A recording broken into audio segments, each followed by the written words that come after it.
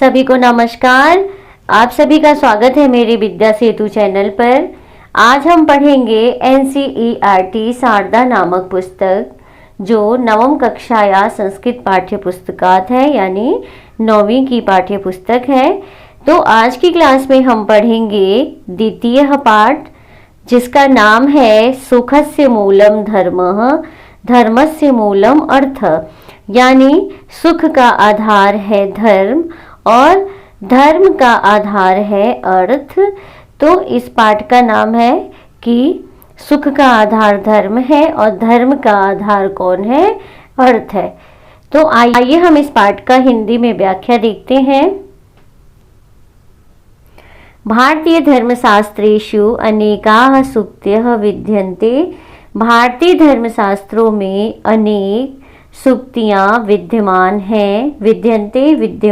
हैं, यह जो मानव जीवनस्य, जो मानव जीवन के, जीवनस्य षष्ठी विभक्ति है, तो मानव जीवन के यथार्थ तत्वं प्रतिपादयन्ति, जो वास्तविक सत्य को, यानी वास्तविक यथार्थ तत्वम यानी वास्तविक सत्य को प्रतिपादयन्ति प्रतिपादित करती है।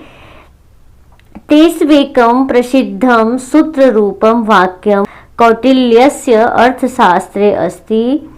तेष्वेकं प्रसिद्धं सूत्ररूपं वाक्यं कौटिल्यस्य अर्थशास्त्रे अस्ति। उनमें से एक प्रसिद्ध सूत्र रूप वाक्य कौटिल्य के अर्थशास्त्र में है। तो तेष्वेकम की संधि विच्छेद करेंगे तो ये हो जाएगा तेषु प्लस एकम, और ये कौन सी संधि है? यड़ संधि है, जिसका नियम है कि अगर यहाँ पे उ और ई है, उसके बाद कोई सा भी स्वर हो तो इस उ का क्या बन जाता है? व। तो ये देखिए यहाँ पर व और ए की मात्रा लगा के ये बन गया तेष्वेकम। तो अर्थशास्त्र में है कि सुखस्य मूलम धर्मः, जो सुख है उसका जो आधार है वो धर्म है। धर्मस्य मूलम अर्थ, और जो धर्म का आधार है वो क्या है? अर्थ है। अस्य आशयः, इसका आशय अस्ति यत्, इसका आशय है कि वास्तविक सुखस्य आधारः, वास्तविक सुख का आधार, सुखस्य में षष्ठी विभक्ति है, तो वास्तविक सुख का आधार धर्म पालनस्य च आधारः अर्थ, और धर्म पालन का आधार जो है वो क्या है? अर्थ है। तो अर्थ इति युक्ते धनम, और अर्थ का तात्पर्य है कि धन। तो इति युक्ते में संधि विच्छेद करेंगे तो ये भी एक यड़ संधि है, इसकी संधि विच्छेद करेंगे तो इति प्लस ये हो जाएगा उक्ते। तो इस ई का क्या बन जाएगा? य। तो ये कौन सी संधि है? यड़ संधि है।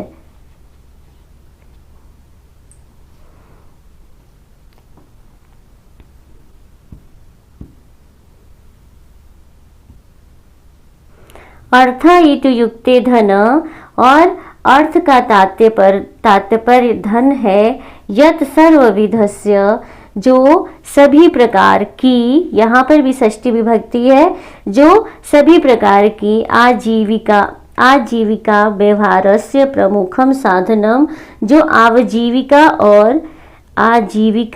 और सांसारिक व्यवहार का प्रमुख साधन है।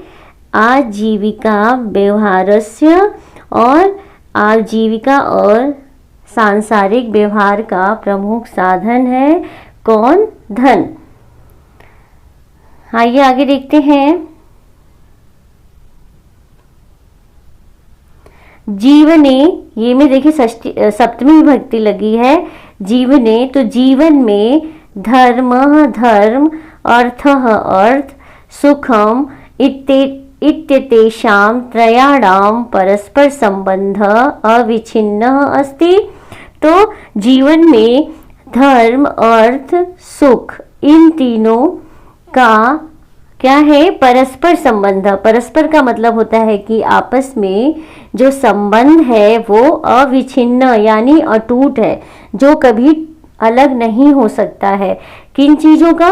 जीवन में धर्म, अर्थ और सुख का, इन तीनों चीज़ों का आपस में क्या है?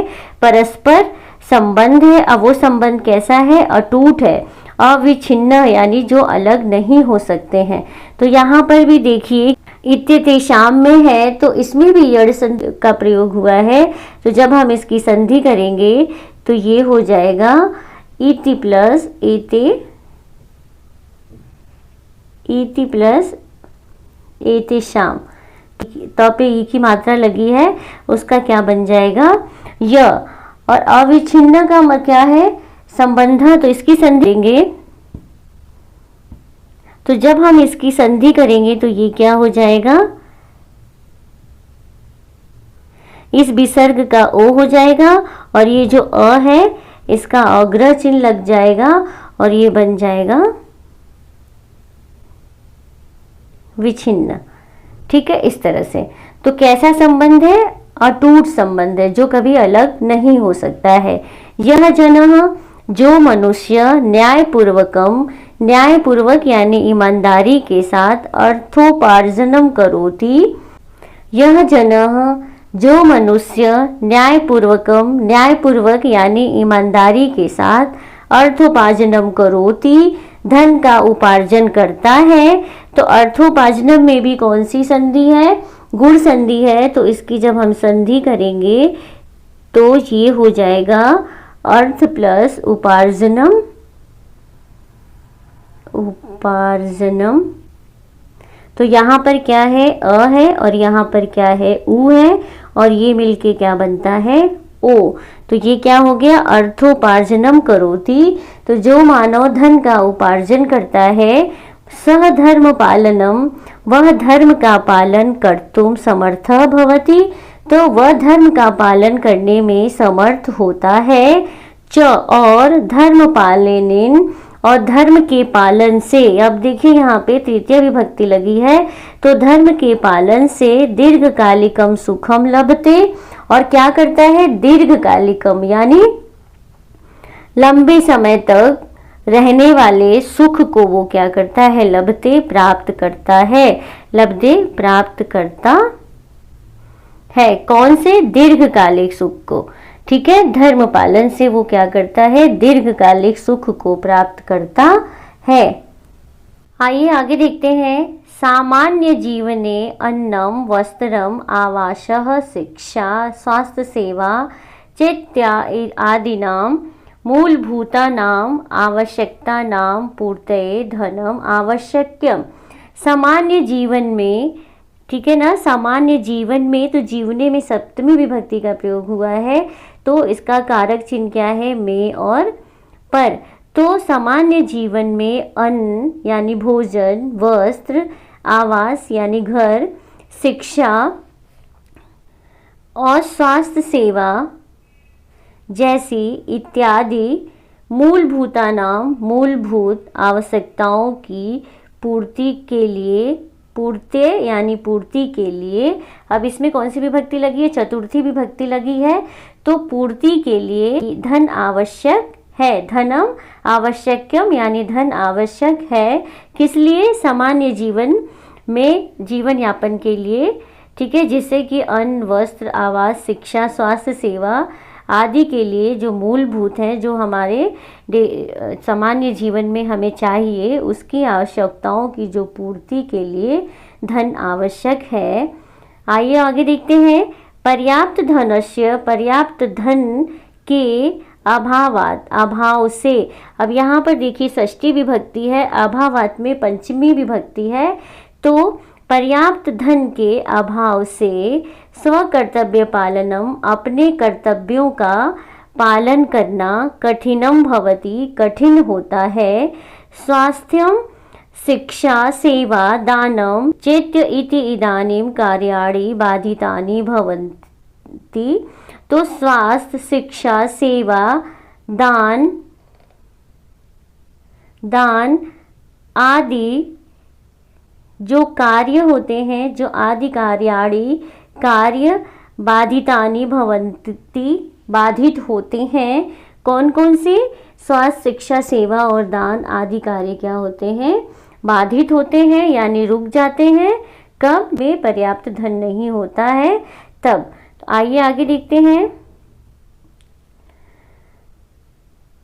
दैनंदिन जीवनम च असंतुलितम भवति, और जो हमारा दैनिक जीवन होता है वो असंतुलित होता है, असंतुलित होता है। अतः इसलिए धर्मशास्त्र में चतुर्वर्गेषु 4 पुरुषार्थ बताए गए हैं। धर्म, अर्थ, काम, मोक्ष। तो ये सब क्या क्या है? ये 4 हमारे पुरुषार्थ हैं। तो जिसमें से अर्थः जो धन है वो, जिसमें से जो धन है, धन को अन्यतमः स्तंभः इति गण्यते। तो जो धन है उसको प्रसिद्ध स्तंभ के रूप में गिना जाता है, यानी माना जाता है। उक्तम गरुड़ पुराणे, गरुड़ पुराण में कहा गया है कि ब्राह्मो मुहूर्ते च उत्थाय धर्म अर्थम च चिंतित। तो अर्थात दिन के आरंभ में, ब्राह्मो मुहूर्ते यानी दिन के आरंभ में, यानी ब्रह्म मुहूर्त में क्या करना चाहिए? धर्म और अर्थ का चिंतन करना चाहिए, चिंतन करना आवश्यक होता है। कब? ब्रह्म मुहूर्त में, यानी जब हम दिन के आरंभ में यानी ब्रह्म मुहूर्त में हमें क्या करना चाहिए? धर्म और अर्थ के बारे में चिंतन करना आवश्यक होता है। अर्थात दिनस्य आरंभे, यानी दिन के आरंभ में चाहिए धर्म अर्थयो, धर्म और अर्थ के बारे में चिंता करना आवश्यक है।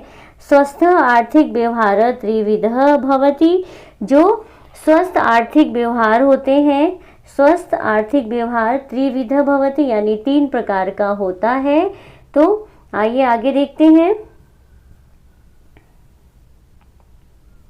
पहला है कि 3 प्रकार के होते हैं। पहला है कि न्यायपूर्णम अर्थोपार्जनम, यानी न्यायपूर्वक धन कमाना। त्रिविधम होते हैं आर्थिक व्यवहार, कितने होते हैं? 3 होते हैं। जिसमें पहला है कि न्यायपूर्वक क्या करना चाहिए? धन कमाना। तो सन्मार्गेण एव धन अर्जनम करणीयमिति, केवल सही मार्ग से, सन्मार्गेण सही मार्ग से ही धन का अर्जन करना चाहिए। उक्त भगवता मनुना, यानी भगवान मनु ने कहा है कि सर्वेषामेव शौचानाम अर्थ शौचम परम स्मृतम, सभी प्रकार की, ये सर्वेषामेव सभी प्रकार की, शौचानाम शुद्धियों में, जो अर्थ यानी जो धन की, शौचम जो धन की शुद्धि है, वो परम स्मृतम श्रेष्ठ मानी गई है। यो अर्थे, यो अर्थे का संधि विच्छेद करेंगे तो ये हो जाएगा यह प्लस अर्थे। तो जो यह विसर्ग है उसका ओ हो जाएगा और इस अ का क्या हो जाएगा? अग्रह चिन्ह हो जाएगा। तो यो अर्थे बन गया। तो जो अर्थ यानी जो धन में सूचि अहि, जो धन में पवित्र है, सह सूचि अर्ण, वही वास्तव में क्या है? पवित्र है। ना कि क्या है? जो मृदारी सूची, जो सिर्फ मिट्टी, मृदा का मतलब होता है मिट्टी और अरि का मतलब होता है पानी से, सूची यानी नहा लेने से कोई शुद्ध नहीं होता है। तो कौन असली में शुद्ध है? जिसके पास धन है। धन की जो शुद्धि है वो श्रेष्ठ मानी गई है और जो धन में पवित्र है वही वास्तव में क्या है? पवित्र है, ना कि वह है जो केवल मिट्टी और जल से स्वच्छ हुआ है। तो इस श्लोक का अर्थ सबको समझ में आ गया होगा। तो आगे आइए हम देखते हैं कि अस्य आशयः, इसका आशय है कि यत् कि अनैतिक यानी अनैतिक आर्थिक व्यवहार कदापि न करणीयः, अनैतिक जो होते हैं, जो गलत तरीके से आर्थिक व्यवहार कदापि कभी भी न करणीय नहीं करना चाहिए। माँ गृधः कस्य स्विद्धनम, तो किसी माँ गृधः कस्य स्विद्धनम यानी कभी भी दूसरे के धन का लालच मत करो। इति उपनिषदः, यह उपनिषद के वाक्यम सततम मनसि निधाय, उपनिषद के इस वाक्य को, उपनिषदः वाक्यम, उपनिषद के इस वाक्य को सततम निरंतर मन में, मनसि यानी ये सप्तमी विभक्ति है, मन में क्या करना चाहिए, निधाय मन में रखकर, स्वकौशलेन अपने कौशल से, अपनी कौशल से, च और विद्या से, धनम उपार्जनीयम धन कमाना चाहिए यानी धन का उपार्जन करना चाहिए। किन किन चीज़ों से, अपने कौशल से और विद्या से धन का उपार्जन करना चाहिए। ये श्लोक है, बहुत फेमस श्लोक है ये उपनिषद में लिखा गया है। और इस वाक्य को हमेशा सततम लगातार मन में रख कर क्या करना चाहिए, सौ कौशलेन अपने कौशल से, च विद्या और अपनी विद्या से, धनम उपार्जनीयम अपने धन का उपार्जन करना चाहिए। और यहाँ पर अब देखिए दूसरा है औचित्यपूर्ण व्ययः, यानी ये क्या है, आर्थिक व्यवहार को त्रिविधा बताया गया है। तो जो स्वस्थ आर्थिक व्यवहार होते हैं वो तीन होते हैं। पहला क्या था कि न्यायपूर्णम अर्थोपार्जनम, और दूसरा क्या है कि औचित्यपूर्ण व्ययः। तो इसका मतलब होता है कि उचित खर्च, उचित खर्च। तो आइए हम देखते हैं, आवश्यकता अनुसारम, आवश्यकता के अनुसार ही व्ययः करणीयम, व्यय यानी व्यय का मतलब होता है खर्च करना चाहिए। इन यानी जिस, व्ययनेन खर्च से, यहाँ पे तृतीया विभक्ति लगी है, तो जिस खर्च से स्वास्थ्य लाभ, स्वास्थ्य लाभ, विद्या अर्जनम विद्या की प्राप्ति, अथवा या अथवा आत्मसुरक्षा भवेत्, आत्मसुरक्षा भवेत् हो, सह व्ययः अवश्यम करणीयः। तो वह खर्च अवश्य करना चाहिए। कब करना चाहिए, हमें आवश्यकता के अनुसार खर्च करना चाहिए। एन व्ययनेन जिसके खर्च से स्वास्थ्य लाभ और विद्या अर्जन व आत्मसुरक्षा हो, सह व्ययः वह खर्च अवश्य करना चाहिए। आडंबर पूर्ण प्रदर्शनकारी व्ययः अथवा विलास व्यसनाय व्ययः अपव्ययः भवति। आडंबर पूर्ण यानी दिखावे के लिए किया गया प्रदर्शनकारी, प्रदर्शनकारी व्ययः खर्च, अथवा या विलास, व्यसनाय, व्यसनाय और विलासिता और बुरी आदतें। व्यसनाय का मतलब होता है कि बुरी आदतों पर व्यय किया गया खर्च जो होता है वो अपव्यय भवति यानी फिजूल खर्ची। अपव्यय का मतलब होता है कि फिजूल खर्ची है, इस पे हमें खर्च नहीं करना चाहिए। किस पर नहीं करना चाहिए, जो दिखावे का प्रदर्शनकारी हो उसका खर्च, और विलास यानी विलासिता और बुरी आदतों पर। व्यवसाय का मतलब होता है कि बुरी आदतों पर और विलासिता पर जो व्यय होता है वो फिजूल खर्ची होता है। अपव्यय वर्जनीय, फिजूल खर्ची से वर्जनीय। अपव्यय का मतलब होता है कि जो फालतू के खर्चे होते हैं वर्जनीय, उससे बचना चाहिए। अतः इसलिए प्रत्येक व्ययस्य लेख स्थापनीय, प्रत्येक खर्च का लेख यानी हिसाब किताब यानी लेखा जोखा स्थापनीय रखना चाहिए। अंति च तेषां परिशीलनम करणीयम, और क्या करना चाहिए, अंत में उनका परिशीलनम यानी विश्लेषण करणीयम करना चाहिए। तो विश्लेषण का मतलब होता है कि हमें उसका लेखा जोखा रखना चाहिए और बाद में उसका विश्लेषण करना चाहिए कि हमने जो खर्चे किए थे क्या वो ठीक थे या नहीं थे। तो आइए है हम देखते हैं तीसरा क्या है, आर्थिक व्यवहार के 3 प्रकार होते हैं। तो तीसरा भविष्य दृष्टिया संचय यानी भविष्य की दृष्टि से बचत। तो तीसरा क्या है, भविष्य की दृष्टि से बचत।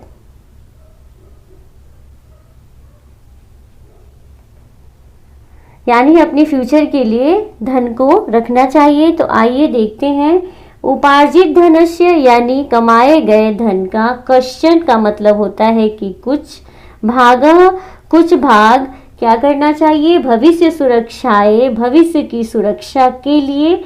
सुरक्षाएं में चतुर्थी विभक्ति का प्रयोग हुआ है, तो भविष्य की सुरक्षा के लिए संचयनीय तो बचाना चाहिए। संचयनीय का मतलब होता है कि सेव करना चाहिए या बचाना चाहिए, संचय करना चाहिए। किसका? कुछ धन को, जो कमाए गए धन है उनमें से कुछ को क्या करना चाहिए, अपने फ्यूचर के लिए यानी अपनी भविष्य की सुरक्षा के लिए उसको बचाना चाहिए या उसका संचयन करना चाहिए या उसका बचत करना चाहिए। संचय यानी बचत के, अभ्यासेन अभ्यास से, जनः जो मनुष्य है, स्वावलंबी भवति मनुष्य क्या बनता है, आत्मनिर्भर बनता है या होता है। स्वावलंबन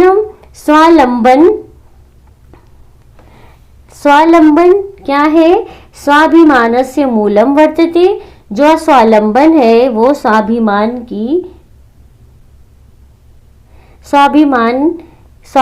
की जड़ है, मूलम जड़ है। संकट काले अपि, संकट काल के समय में, अब संकट काल की संधि विच्छेद करेंगे तो ये क्या हो जाएगा,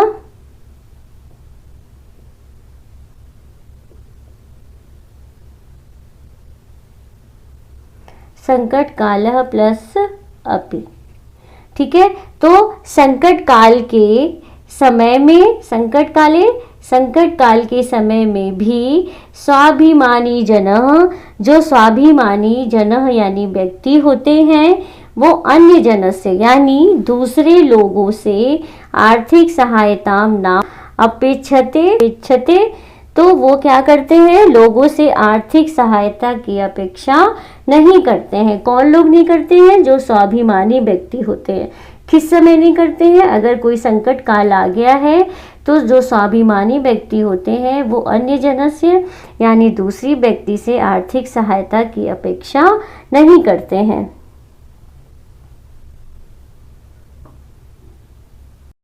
आइए आगे देखते हैं, छात्र जीवन में आर्थिक साक्षरता अने एकदा छात्रः मात्राप्रीतिभ्यां कष्ट अर्जित धनस्य तुक्ष कारणे अपव्ययं कुर्वन्ति। अनेक बार क्या होता है, अनेक बार जो छात्र होते हैं वो माता पिता के द्वारा कष्ट अर्जित धनस्य, जो कठिन परिश्रम से जो कमाए गए धन होते हैं उनको क्या करते हैं, तुच्छ कारणे यानी छोटे छोटे कारणों से अपव्ययम उसको खर्च करते हैं, कुर्वन्ति खर्च करते हैं। जीवा लालसा पूर्त्यर्थम त्वरित आहारः शीतपेयम पुटीकृत भोजनम तथैव व्यसन पदार्थानां सेवनम प्रदर्शनकारी परिधानम विलासितापूर्णम आचरणम चेत इत्यादि यत्र प्रभूतः अपव्ययः भवति। तो आइए हम देखते हैं आगे कि जीवा लालसा पूर्त्यर्थम यानी जीभ के स्वाद को पूरा करने के लिए त्वरिता आहार यानी फास्ट फूड जो होते हैं जैसे बर्गर पिज्ज़ा आदि, तो त्वरिता आहार का मतलब होता है, इसकी संधि विच्छेद करेंगे तो ये क्या हो जाएगा, त्वरित प्लस आहार, अ और आ मिलके क्या बनता है, आ। तो जो त्वरित आहार होते हैं यानी फास्ट फूड, शीत पेयम यानी कोल्ड ड्रिंक, पुटीकृत भोजनम यानी पैकेट बंद जो भोजन होता है, तथा साथ ही व्यसन पदार्थानाम जो नशीली पदार्थों का सेवन, प्रदर्शनकारी परिधानम और दिखावटी कपड़े, और क्या करते हैं च और विलासितापूर्णम आचरणम और विलासितापूर्ण व्यवहार, आचरण व्यवहार क्या कर आदि में यत्र यहाँ प्रभूतः बहुत अधिक अपव्ययः भवति बहुत अधिक खर्च होता है। एते एतः न केवलम, इससे न केवल धन हानि, इससे न केवल धन की हानि होती है, स्वास्थ्य हानि अपि जायते, बल्कि इससे स्वास्थ्य की भी हानि होती है। इन सब चीज़ों से न केवल धन की हानि होती है बल्कि स्वास्थ्य की भी हानि होती है, यानी नुकसान होता है। स्वास्थ्य हानि कारणात, स्वास्थ्य खराब यानी स्वास्थ्य को लेकर अगर कोई खराबी हो जाने के कारणात हो जाने के कारण से पुनः धन व्ययो वर्धते, पुनः जो धन का खर्च होता है वो वर्धते बढ़ जाता है। आइए आगे देखते हैं। अर्जितस्य संचयः संचितस्य च निवेशः, तो जो अर्जितस्य यानी कमाए हुए धन की संचय बचत और संचितस्य च निवेश और जो बचत का निवेश। तो आइए हम देखते हैं कमाए हुए धन की बचत और बचत का निवेश। तो निवेश करना यानी हम कहीं पे जब हम इन्वेस्टमेंट करते हैं, जो कमाए हुए धन है उनको हम कहीं अच्छे तरीके से लगाना। तो चाणक्य नीतोक्तम, चाणक्य नीति में कहा गया है कि जल बिंदु निपातेन क्रमशः पूर्यते घटः, कि जल बिंदु यानी बूंद बूंद पानी गिरने से, निपातेन गिरने से, क्रमशः जो घड़ा है वो धीरे धीरे यानी लगातार गिरने से, पूर्यते घटः जो घड़ा है वो क्या करता है, धीरे धीरे भर जाता है। तो स क्रमः, वैसे ही क्रमः यानी लगातार, सर्व विद्यानाम सभी विद्याओं से, धर्म च धनस्य च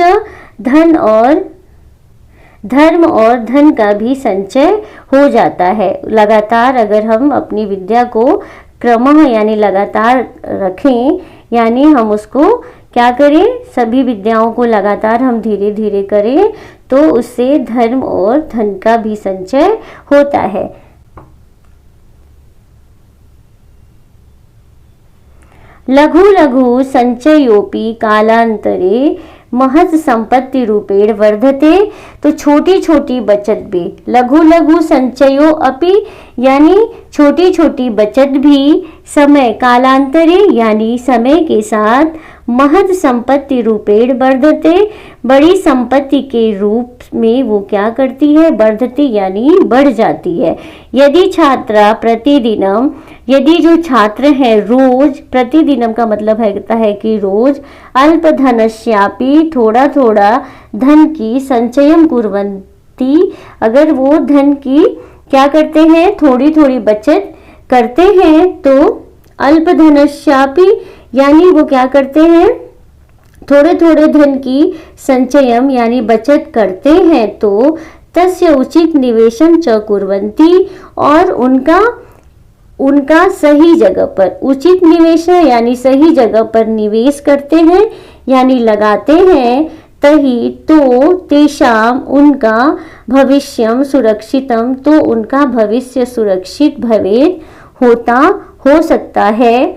भारत देश में धन संचयस्य, धन की बचत और सुरक्षित निवेशस्य और सुरक्षित निवेश के कृते के लिए बहुविधा मार्गाः सन्ति, अनेक प्रकार के मार्ग हैं, सन्ति बहुवचन है, तेषु उनमें से प्रधानमंत्री जनधन योजना, सुकन्या समृद्धि योजना, सार्वजनिक भविष्य निधि, वरिष्ठ नागरिक संचय योजना।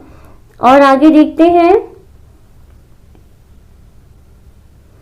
किसान विकास पत्रम, राष्ट्रीय संचय प्रमाण पत्रम, राष्ट्रीय पेंशन योजना, नियत निक्षेपः, आवृत्ति निक्षेपः चेत आद्या प्रमुखाः सन्ति।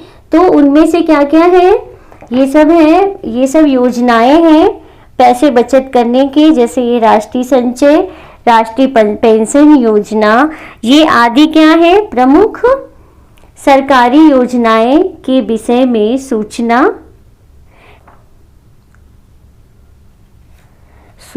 आगे देखते हैं, लाभम वाप्तुम च, और लाभ प्राप्त करने के लिए समीपस्थ वित्तागारः यानी पास के, समीपस्थ यानी पास के, वित्तागारा यानी बैंकों वा अथवा पात्रालयः, पात्रालय का मतलब होता है कि डाकघर, ठीक है, और वित्तागारा का मतलब होता है कि बैंकों यानी जो बैंक होते हैं में गंतव्यः जाना चाहिए, तत्संबंधा और उससे संबंधित अधिकारिणः च प्रष्टव्यः, और अधिकारियों से पूछना चाहिए। किस लिए? ये जो सारी योजनाएं हमने पीछे पढ़ा है उन सारी योजनाओं के बारे में लाभ प्राप्त करने के लिए समीप के बैंकों में और डाकघर में जाना चाहिए, और तत्संबंधा और उससे संबंधित अधिकारिणः च प्रष्टव्यः, अधिकारियों से पूछना चाहिए। एतासु योजनासु न केवलम, इन योजनाओं में न केवल कष्टार्जित धन से सुरक्षा, न केवल कठिन परिश्रम से कमाए गए धन की सुरक्षा होती है, अपितु बल्कि चक्रवृद्ध्यंसेन स तद्धनम सततम वर्धमानम भवति। तो क्या होता है इसमें? चक्रवृद्धि ब्याज के साथ तत्धनम, जो वह धन है, सततम निरंतरम क्या होता है? बढ़ता रहता है, वर्धमानम भवति बढ़ता रहता है। तो ये है, एक तो योजना है प्रधानमंत्री जन धन योजना, जो जीरो बैलेंस का खाता होता है, ये गरीबों के लिए होता है। और क्या है? सुकन्या समृद्धि योजना, जो बेटियों के लिए खोला जाता है, ज़्यादा ब्याज वाला जो सुकन्या समृद्धि योजना है। सार्वजनिक भविष्य निधि को हम कहते हैं पीपीएफ अकाउंट होता है ये। इसकी वरिष्ठ नागरिक संचय योजना, जो 60 साल से ऊपर के लोग होते हैं, ये उनके लिए है। किसान विकास पत्रम यानी जो डाकघर में जो योजना होते हैं ये हैं। राष्ट्रीय संचय प्रमाण पत्रम यानी एनएससी के द्वारा होता है ये एनएससी। राष्ट्रीय पेंशन योजना यानी एनपीएस, ठीक है। नियत निक्षेपण यानी एफडी, और इसके बाद क्या है? ये आवर्ती निक्षेपण यानी आरडी, ठीक है। तो ये सब क्या है? अपने धन को संचय करने के लिए ये योजनाएं हैं। तो हमें क्या करना चाहिए? अपने निकट के बैंकों या डाकघरों में जाकर इस योजना के बारे में पता करना चाहिए। भौतिकतावादी युग के आकर्षण के कारण यूनाम अपव्ययः, जो युवाओं में फिजूल खर्ची, अपव्ययः यूनाम यानी जो युवाओं में जो फिजूल खर्ची अधिको भवति अधिक होता है, वो क्या करते हैं? फिजूल खर्ची बहुत ज़्यादा करते हैं। किसमें? भौतिकतावादी युग के आकर्षण के लिए, ठीक है। इन कारणेन, जिसके कारण से अस्माकं हमारी आर्थिक स्थिति विपन्ना भवति, तो जो हमारी आर्थिक स्थिति है वो विपन्ना यानी दयनीय होती है। विपन्ना का मतलब होता है कि दयनीय हो जाती है।